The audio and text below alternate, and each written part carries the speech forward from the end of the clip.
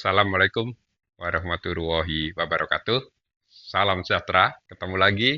Saya Hari Prabowo dari LP3M Investa dan juga pengamat pasar modal. Perlu saya sampaikan juga saat ini sejak tahun 2022 saya ditugasi juga oleh MNC Sekuritas menjadi advisor dari nasabah-nasabah khususnya yang ada di MNC Sekuritas Semarang karena domisili saya ada di Semarang. Jadi pemirsa boleh ya kalau berkenan membuka rekening di MNC Sekuritas Semarang dan artinya itu bisa diskusi rutin dengan kami. Oke, hari ini sesuai janji saya seminggu 2 kali saya ingin update suatu kondisi pasar dan juga mungkin beberapa saham yang menjadi pilihan ya kami untuk menjadi pertimbangan Bapak Ibu semuanya.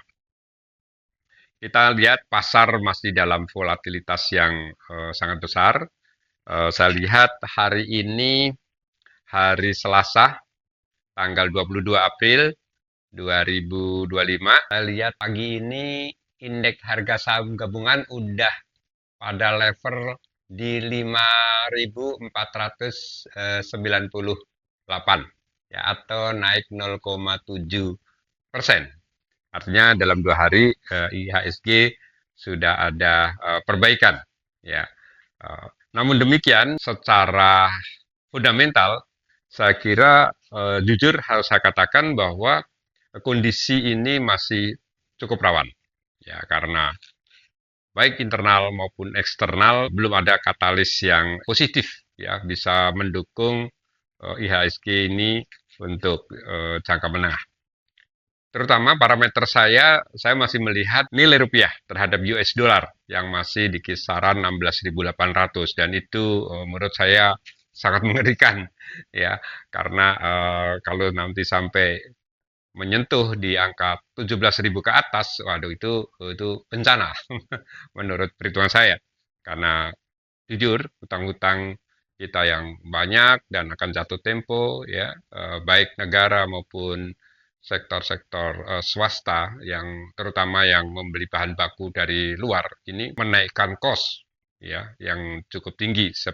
Di sisi lain daya belinya lemah. Kalau hanya dijual di dalam negeri itu merugikan tentu saya ya karena daya beli yang lemah dan bahan baku yang mahal. Namun demikian, seperti sering saya sampaikan juga bahwa pasar ini berseni gitu ya. Kalau sekarang dengan kondisi yang tren masih tidak menentu, bahkan mungkin pada saat IHSG turun pun toh terjadi fluktuasi. Ya, saya ulangi sekali lagi adalah fluktuasi. Sepanjang masih ada fluktuasi harga, itu cukup menarik untuk para trader-trader di dalam berburu cuan ya. Karena kita bisa uh, mencoba ya dengan melihat atau mengambil satu kesempatan di dalam fluktuasi itu. Artinya kan ada hanya naik dan turun kan. Nah, kita bisa mengambil posisi ketika satu saham harganya turun pada titik tertentu yang sudah kita analisis, itu kita beli dan naik kita jual. Itu yang strategi trader yang untuk saat ini rasanya cukup cocok.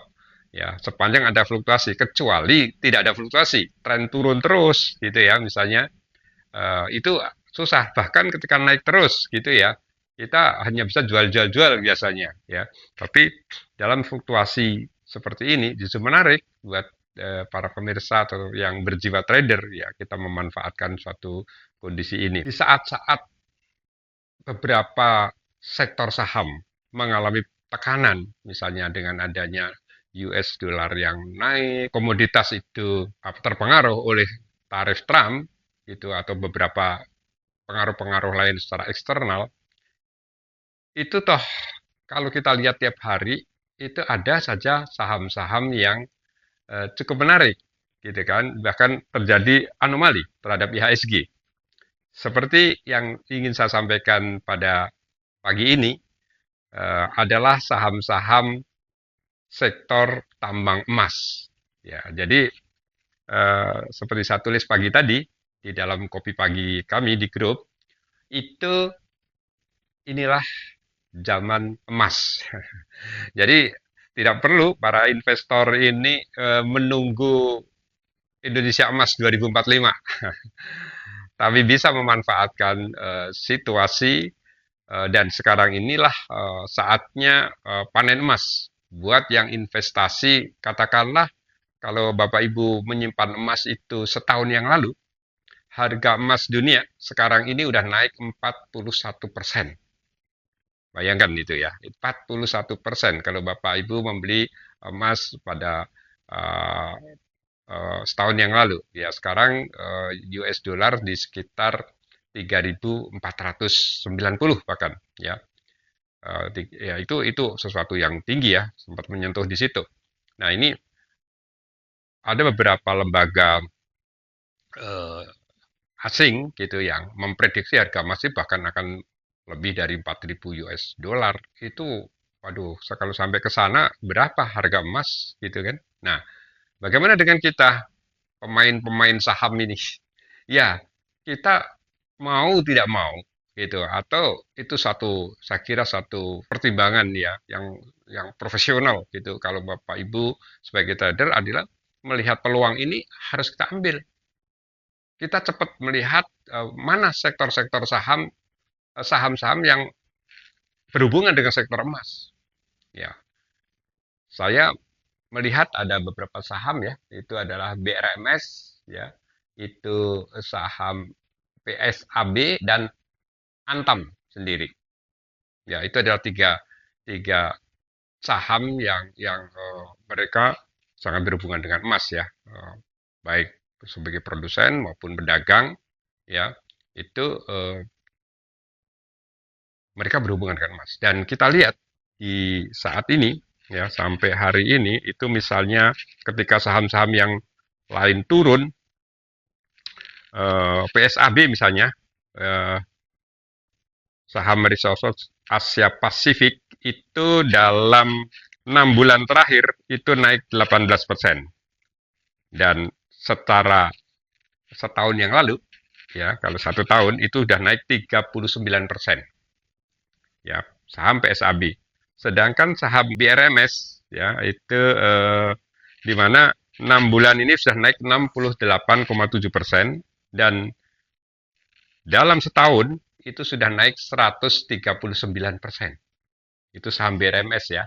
Pada posisi saat ini di 388. Dan saham aneka tambang, Antam, itu dalam 6 bulan udah naik 47%. Ya. Dan secara tahunan atau setahun itu 38%. Itu kenaikannya. Kita bandingkan ya dengan saham-saham blue chip yang misalnya taruhlah BRI. Itu dalam 6 bulan sudah turun 26%. Astra misalnya, yang dulu ya, ini dalam 6 bulan sudah turun 5% ya, dan dalam setahun 7%. BBCA, ya ini saham yang unggulan dari perbankan swasta, itu dalam 6 bulan turun 18% dan setahun 16% penurunannya. Bandingkan dengan tadi ya, kita dengan saham-saham yang sektor emas itu. Artinya, kalau kita jeli di dalam melihat satu peluang, maka peluang untuk mencari cuan di saham ini bukan sesuatu yang mustahil. Gitu. Jadi jangan terlalu monoton dengan beberapa saham tertentu, misalnya saham-saham blue chip aja gitu ya. Itu kita harus dinamis gitu, melihat situasi pasar seperti apa, kondisinya seperti apa. Nah, itu akan kita cepat tanggap dan mencari saham-saham yang kira-kira berpotensi untuk positif saat ini. Nah, demikian untuk saham-saham perbankan ya, banyak ditanyakan juga, nanti kita akan ulas pada pertemuan yang akan datang, apa perbankan itu masih prospektif atau tidak, karena banyak sekali yang menilai saham-saham murah-murah Pak, BRI, Bank Mandiri, ya, BNI, gitu masih murah, apakah masih turun lagi, ini saatnya beli atau tidak? apakah bagaimana prospeknya ke depan, saya kira kita akan ulas pada pertemuan yang akan datang ya untuk saham perbankan karena banyaknya pertanyaan. Nah, kali ini kami ingin mengulas yang terupdate dan menurut kami masih punya prospek dalam jangka pendek itu adalah saham BRMS, Antam, dan PSAB.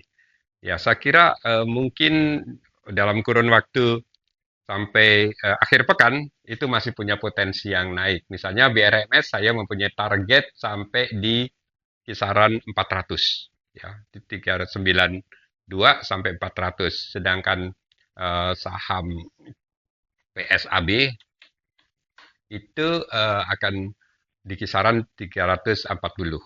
Demikian juga Antam itu akan di kisaran sekitar 2220 sampai 2260 seminggu kemudian atau paling tidak sampai akhir pekan ini. Silahkan simak dan Bapak Ibu, bagi Bapak Ibu yang berminat dengan buku panduan saya yang saya tulis itu buku Rahasia Harga Saham.